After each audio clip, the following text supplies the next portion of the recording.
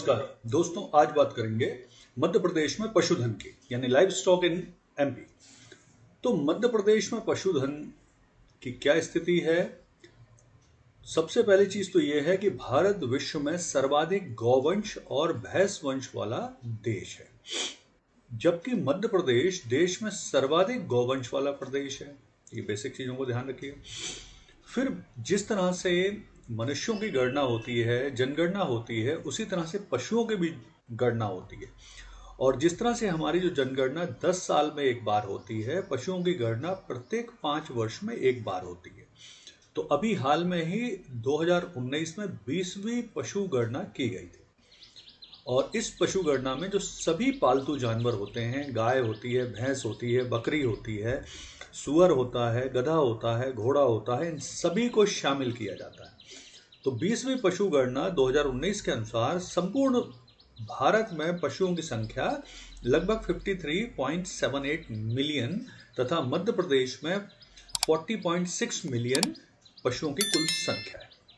20वीं गणना 2019 के अनुसार भारत की 18.7 मिलियन गाय और 10.3 मिलियन भैंस मध्य प्रदेश में पाई जाती हैं। 2019 के अनुसार मध्य प्रदेश में कुल पशुधन 40.6 मिलियन है, जिसमें गौवंश की संख्या 18.7 मिलियन है, भैंस वंश की संख्या 10.3 मिलियन है, घोड़े और टट्टू की संख्या 0.13 लाख है और गधों की संख्या 0.08 लाख है, बकरी की संख्या 11.6 मिलियन है। तो इस तरह से ये मध्य प्रदेश में जो पशु गणना हुई थी 20वीं, उसके अनुसार आंकड़े हैं। फिर पशुओं की संख्या के हिसाब से देखते हैं मध्य प्रदेश में, तो सर्वाधिक पशु सीधी जिले में पाए जाते हैं, जिनकी संख्या है 14,44,000 और सबसे न्यूनतम पशुओं की संख्या है बुरहानपुर में 21,100। इसी तरह से अगर हम पशु घनत्व की बात करें, यानी एनिमल डेंसिटी की, तो मध्य प्रदेश में पशुओं का घनत्व 110 पशु प्रति वर्ग किलोमीटर है और सर्वाधिक पशु घनत्व पाया जाता है टीकमगढ़ में 194 पशु प्रति वर्ग किलोमीटर। इसी तरह से न्यूनतम पशु घनत्व है होशंगाबाद में, जहां सिर्फ 55 पशु प्रति वर्ग किलोमीटर पाए जाते हैं। अब हम देखते हैं पशु चारागाह के बारे में। तो मध्य प्रदेश में चारागाहों के अंतर्गत 13,000 वर्ग किलोमीटर का क्षेत्र सम्मिलित है, जो प्रदेश के कुल क्षेत्रफल का 4.2 है। राज्य में पशुओं के लिए चारा बनाने का संयंत्र धार जिले में स्थापित किया गया है। फिर मध्य प्रदेश में वेटनरी यूनिवर्सिटी कहाँ है? तो मध्य प्रदेश में जो वेटनरी यूनिवर्सिटी है, उसकी स्थापना नानाजी देशमुख पशु चिकित्सा विज्ञान विश्वविद्यालय अधिनियम 2019 के द्वारा 3 नवंबर 2009 को की गई थी। तो ये आपको ध्यान रखना है। आगे चलते हैं। अब देखते हैं मध्य प्रदेश में प्रमुख पशु और उनकी कौन सी नस्ल है। क्वेश्चन आपसे पूछा जाएगा कि इनमें से कौन सी पशु की ये गाय की नस्ल है, भैंस की नस्ल है या बकरी की नस्ल है। इस तरह से क्वेश्चन आपसे पूछे जाते हैं। तो मध्य प्रदेश में पशुधन में काफी बड़ी संख्या में बकरियों की संख्या है। लगभग 11.6 मिलियन बकरियां हैं मध्य प्रदेश में। और मध्य प्रदेश की जो सबसे प्रसिद्ध बकरी है, उसका नाम है जमुनापारी, जो प्रमुख रूप से चंबल के भिंड जिले में पाई जाती है। ये जमुनापारी बकरी है और इसकी दुग्ध उत्पादन जो क्षमता होती है वो 2.25 से 2.7 लीटर प्रतिदिन है। और बकरी की एक भैदवरी नस्ल भी है जो ग्वालियर भिंड में पाई जाती है। यहाँ पर एक फैक्ट ध्यान रखिए कि गांधी जी जो थे वो हमेशा बकरी का ही दूध पिया करते थे। अब देखते हैं प्रमुख नस्ल मध्य प्रदेश की बकरी की जमुनापारी। तो ये नस्ल मुख्य रूप से मध्य प्रदेश के चंबल क्षेत्र में पाई जाती है। मूल रूप से ये नस्ल उत्तर प्रदेश की है। और इसकी विशेषताएं क्या हैं? तो इसकी जो विशेषताएं हैं, ध्यान से अगर आप देखेंगे तो ये सफेद रंग की होती है, चितकबरे कलर की होती है या अन्य कलर की भी पाई जाती है। इस नस्ल की जो बकरियां होती हैं, उनके मुंह या गले पर सामान्यतः भूरे धब्बे, ये इस तरह के जो भूरे धब्बे हैं यहाँ पाए जाते हैं। फिर बकरियों के जो इस जमुनापारी बकरियों के जो कान होते हैं वो 20 से 25 सेंटीमीटर होते हैं। ये आप इनके कान देखिए, काफी लंबे होते हैं। ये 20 से 25 सेंटीमीटर लंबे कान हैं इनके। फिर इनके छोटे सींग होते हैं, बड़े थन होते हैं, लंबे चूचक होते हैं और इसके अलावा इनके काफी पुट्ठों पे बाल भी लटकते हैं। ठीक है। नर जो बकरी है उसका वजन 68 से 90 किलो और मादा बकरी का वजन 45 से 65 किलो तक के बीच में होता है। इस नस्ल की जो बकरियां हैं, जमुनापारी बकरियां हैं, ये प्रमुख रूप से दूध के लिए और मांस दोनों के लिए ही पाली जाती हैं और इनके दूध में वसा की मात्रा है वो 4.4 एंड 5% के बीच में होती है। ये बकरी वर्ष में एक बार प्रसव करती हैं और एक ही शावक को जन्म देती है। तो ये है जमुनापारी बकरी, मध्य प्रदेश की प्रमुख बकरी की नस्ल। आगे चलते हैं। अब हम देखते हैं मध्य प्रदेश में गौवंश। तो गाय का जो वैज्ञानिक नाम है वो है बोस टॉरस और गौवंश के अंतर्गत गाय, बैल, सांड, बछिया ये सभी आते हैं। मध्य प्रदेश में अगर हम बात करें तो कुल पशुधन की संख्या 18.7 मिलियन है। गायों की दृष्टि से मध्य प्रदेश का देश में प्रथम स्थान है। ये फैक्ट याद रखिएगा, ये पूछा जा सकता है। राज्य के विभिन्न जिलों में गायों की विभिन्न किस्म देखी जा सकती है। तो प्रमुख किस्म और अन्य किस्म को हम ध्यान से देखते हैं। तो मध्य प्रदेश में 3 प्रमुख किस्म और 3 अन्य किस्म पाई जाती हैं गाय की। तो इसे एक बार देख लीजिए, फिर विस्तार से देखते हैं। तो मध्य प्रदेश की जो प्रमुख नस्ल है गाय की वो निमाड़ी गाय है, मालवी गाय है और गवलव गाय है। इसी तरह अन्य नस्लों में हरियाणवी गाय, थार पारकर गाय और साहिवाल गाय। तो इस तरह से मध्य प्रदेश में प्रमुख रूप से 3 प्रमुख नस्ल और 3 अन्य गायों की नस्ल पाई जाती है।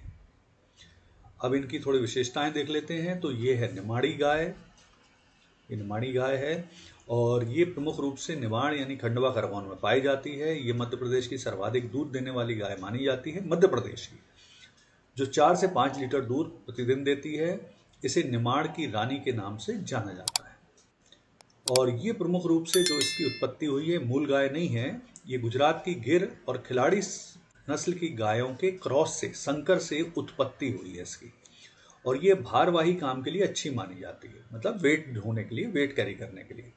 इसमें दुग्ध उत्पादन क्षमता के प्रमाण है। तो देखिए ये 4 से 5 लीटर दूध देती है, जो आमतौर पर कम दूध माना जाता है गायों के हिसाब से। अब विशेषता क्या है? तो इस गाय की विशेषता है इसका शरीर लंबा होता है, पीठ सीधी होती है, शरीर जो रंग होता है इसका लाल रंग होता है। ये भूरे टाइप का जो गहरा भूरा है इसे लाल रंग बोलते हैं। इसके अलावा शरीर के विभिन्न हिस्सों पर सफेद रंग के बड़े आकार, इस तरह के डॉट्स पाए जाते हैं। इस तरह के इनके कुछ सफेद रंग के धब्बे पाए जाते हैं। ठीक है।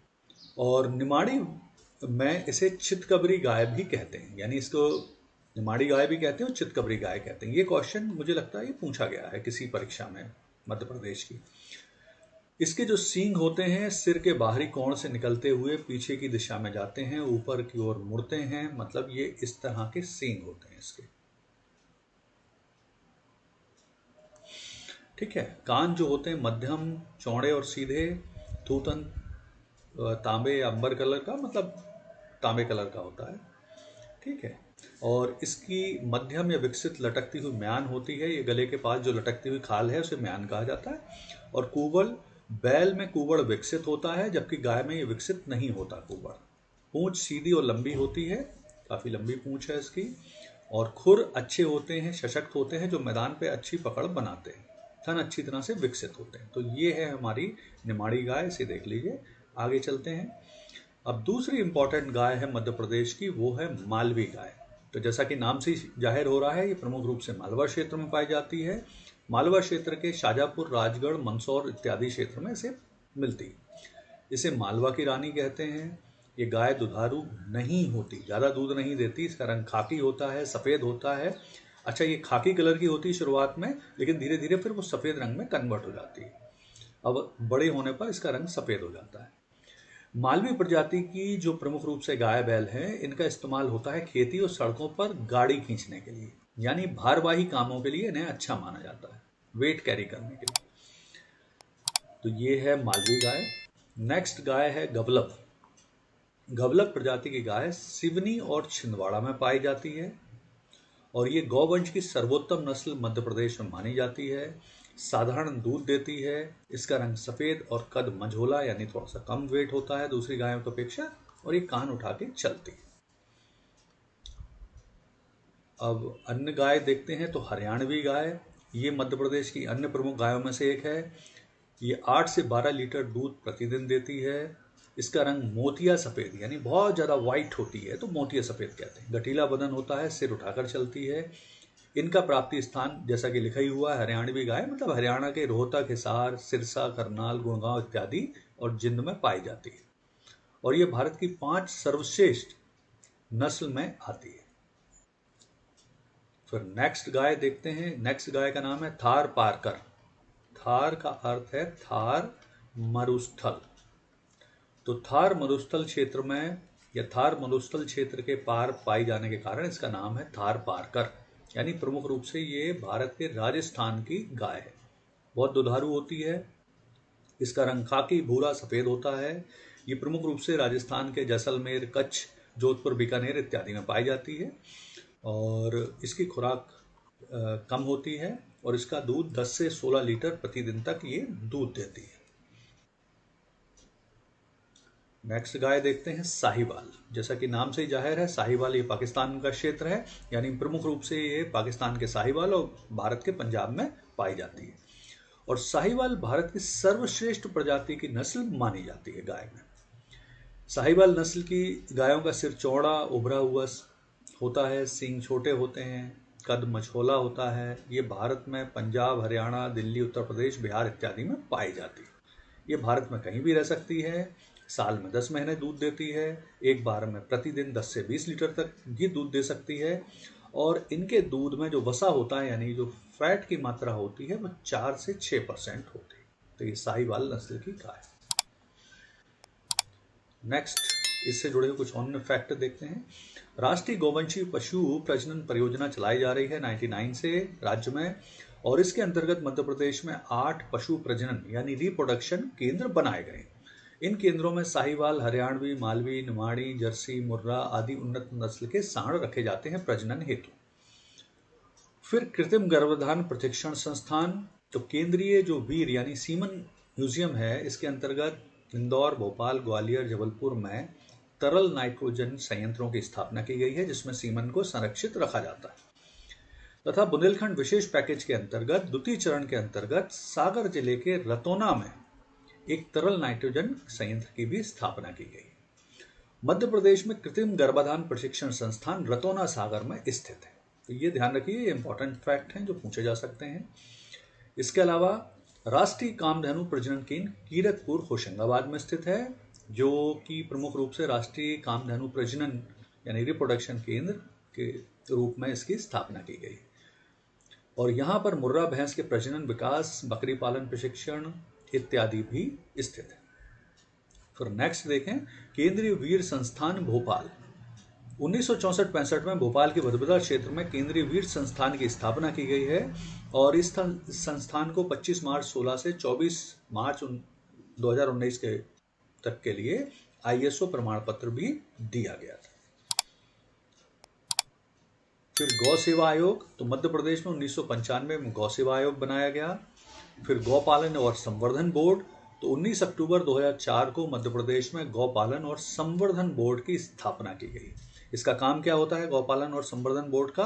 तो प्रमुख रूप से जो गौपालन समितियां होती हैं उनका रजिस्ट्रेशन करना, उनको वित्तीय सहायता उपलब्ध कराना इसका काम होता है।